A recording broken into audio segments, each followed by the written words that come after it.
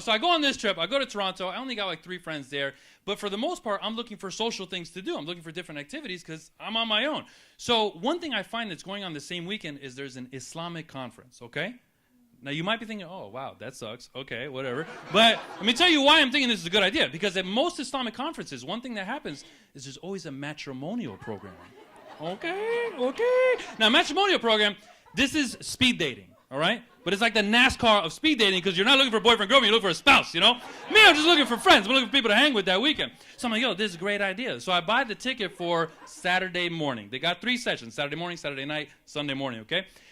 Now, Saturday morning, I wake up in the hospital, in the hostel. I'm in the hostel. Like, that was like a weird change of the story. Like, yo, how'd you enter the hospital? This is a serious matrimonial event. So I wake up Saturday morning in the hostel, and I'm having breakfast, and I see a woman, okay? Having breakfast. So I go over there, and I talk to her, and we have a really nice conversation. She's like, hey, you want to go explore Toronto? And I'm like, oh, I'm living in the moment. This is what I do. You know, I live in the moment. I forget the matrimonial program. Like, forget that. Hang out with her. Have a really nice time.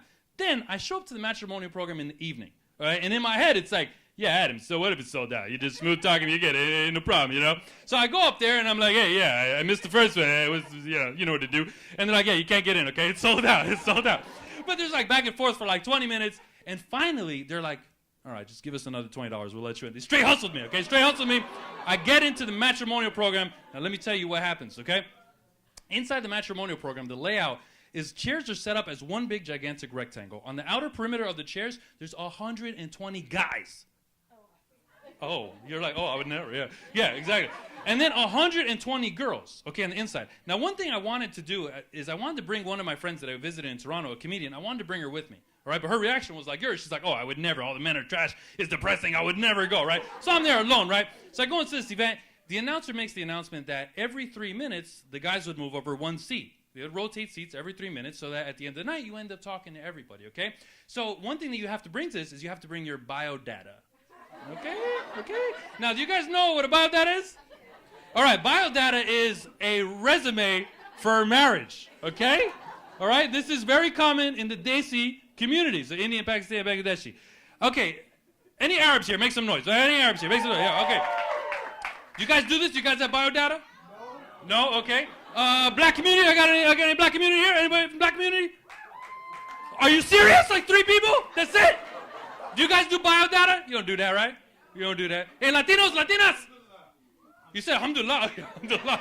Like, okay. Nobody does that, so I'm glad I explained this, okay? So on this resume for marriage, basically you describe yourself, and everybody's like, yeah, I'm 26 years old. I'm a doctor. I'm so good. I'm the best thing ever. And then, like, what you're looking for, oh, I'm looking for someone pious that prays and this, that. So me, I don't write mine because I have a ghostwriter, okay? So my comedian friend, I'm like, yeah, you write this for me? She writes it for me. And she writes down every stereotype she finds in Muslim men on this thing, okay? So it's great. So for the description, where it's like describe myself, it says, mama's boy. Non-committal, indecisive, not now, not ever, just a brother. And then what I'm looking for, what she says what I'm looking for is Scarlett Johansson body. Halle Berry face, okay? Speaks 3 languages on command. Bathes in Zamzam water, holy water, 3 times a week. Has PhD, but will choose to mother 8 children instead. This is what she writes. So I'm just there, you know, just like joking around with everybody, like bling, bling, blah, blah, blah, just talking to everybody, making jokes. And everybody's reading my biodata, and some people are like, oh, you know, I speak 3 languages. I'm like, wait, I didn't expect that. Wait, what is happening right now, right? But let me tell you something else that happens, okay? I see a woman, okay? I see a woman. Now, I see this lady. Very attractive lady, okay? Very attractive, but she's got that mean attraction, okay? That's like, ooh, she's gonna mistreat me. Let me talk to her, you know?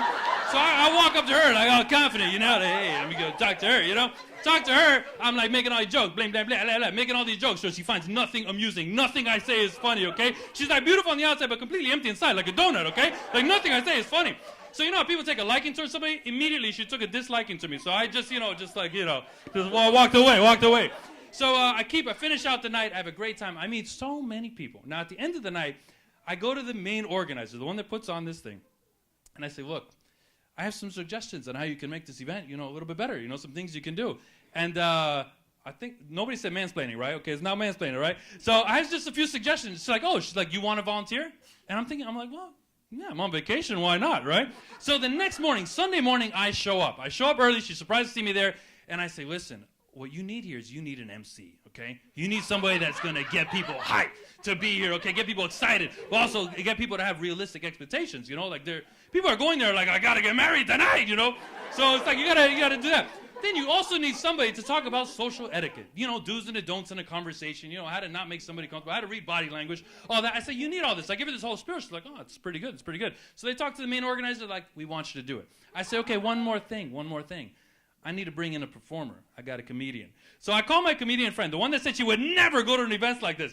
I call her up. I say, you got an hour to get here. I got 250 people here for you. So she comes. Now, this is what's happening. I'm sitting waiting for the event, okay? Donut walks in, all right? Don't forget about Donut. She walks in. It's not over for her. So she walks in and she sees me, right? And immediately, like she just puts her back next to me. Doesn't even say salam. Now, Muslims, everybody knows, when you see another Muslim, you say salamu alaikum. Even if you hate the person, you're like, salamu alaikum, asshole. You know, like you might mumble something, okay? Like, even if you don't like him, you do that. But there's no peace there, right? It's just empty. So she doesn't say that. Now, I start hosting the event. I get everybody laughing, everybody excited. I bring the performer. She gets everybody laughing, everybody excited. Then we start rotating. So I get my friend to start rotating with me. We finish off the event. After, Donut comes up to me. She's like, you know what? She's like, you did a really good job today. Thank you. And me, like, I don't let her beauty or her manners distract me from my pettiness. So I'm like, well, I think you're being sarcastic, but whatever, okay? Whatever. But she's like, no, it's really good. So it was cool. We bonded on that. Now, 3 things happened this weekend, okay? Number 1, my friend that said she would never go to an event like this, she went to this matrimonial event, and she ended up meeting somebody that she started talking to. Yeah, I don't know if they're still talking, but whatever. That was cool. It's a cool point to mention in the story, right? Second, the one person that hated me, I won them over. I felt good about that. Because like, when I have a bad interaction with somebody, it does bother me. I think about it. So I was glad that I won her over. The third thing that happened is, mind you, I'm a single guy going to a singles event, okay? I'm a nobody. Nobody knows me in Toronto. I know nobody. That was day 1. Day 2, everybody in that place knew me. I became like the head of the show. I revamped their entire program, and I've met so many people. So that was my story from Toronto. All right. Thank you.